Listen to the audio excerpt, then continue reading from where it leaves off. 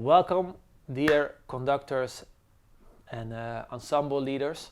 So this piece is really there's no conductor, so sorry for that. But in a way, this piece is based on me meeting people in Morocco, going in the streets, and I remember that there was a guy saying like, "Hey, where are you from?" Like all the time, this is the question, and then you say Amsterdam, and then they say, "Oh, they start to talk Dutch to you." And sometimes I said, "Oh, I'm from Madrid," and they start speaking Spanish. You say it doesn't matter, like which country you say, they speak every language. It's just a way. Sometimes you find it annoying because you're like, I don't want to buy anything. On the other hand, it was also a way of connecting. So this whole piece is based on that idea of people meeting each other and connecting on the street. So what happens is we have the hall. Our halls are different, of course, but there's always entrances for the audience, and maybe also from the stage some people, but I think mostly it will be coming from the halls, from the doors that the audience enters from. So all the percussionists can choose a door. You can divide them over the space, over the venue, and they just come in and play in a completely different tempo. But because they start to meet each other, the rhythms are becoming, the tempi and the rhythms are becoming more sync throughout the whole piece. There are 6 parts, so if you have 12 people, or actually 11, because part 2 can be played by 1. If you have 11 people, you can give, or 12, you can give each part to like 2 people, so 2. If there are more than 12 players, I actually find the part with the tubes very nice. It's a very nice way of connecting.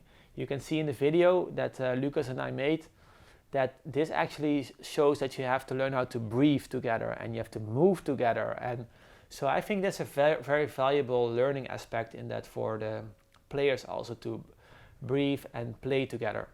But you know, in the rehearsals, I can also imagine that some people say this is maybe not my thing. You can give them a percussion instrument and they can also swap, and yeah, you can be creative.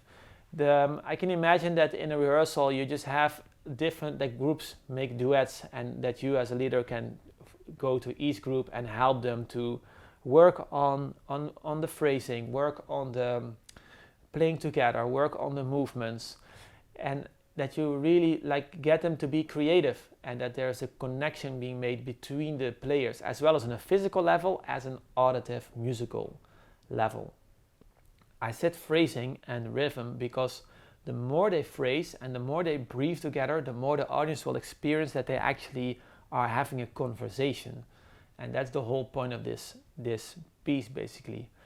We made 6 different videos of each instrument, so you can look to those videos to check out how each part works and what the playing style is or what the instruments are. And at certain moment, after all this is happening, so it's going to be a huge chaos. There's like a lot of sounds in the hall, but they start to connect more and more, like I explained in the tempo. When that happens, we go to part B, but I forget one thing.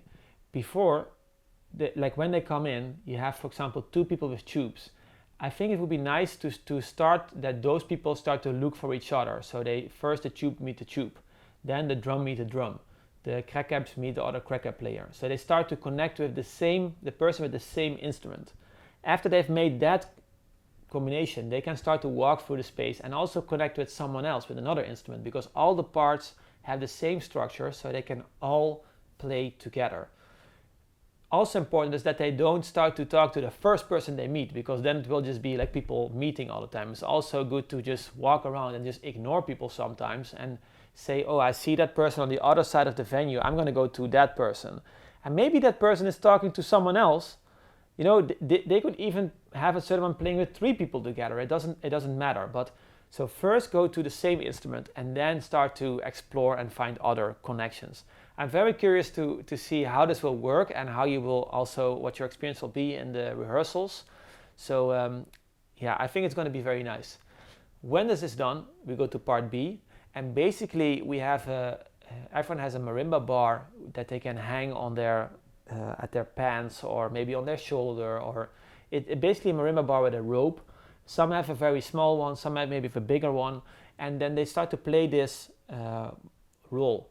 That's actually on the moment that the soloist enters the stage and starts to play a marimba improvisation like pam, bim, bim, bim, bim, bim, bim, padam, pam, which will be supported by the lights. It can be amplified to make sure that everyone hears it. It will be clear. On that moment, everyone stops. And then they start to take this marimba bar and start to make this small roll between the marimba bar. And this whole soundscape starts. You can tell them that they can already start to walk very slowly through the space, but very, very slowly. The marimba goes on, it fades down, and then we go on to the next part of the program. So I hope you will enjoy working on this piece. Be creative. If you want to change little small things, you can change it, but don't change the structure of the phrases so that everyone can keep on connecting. Have a lot of fun.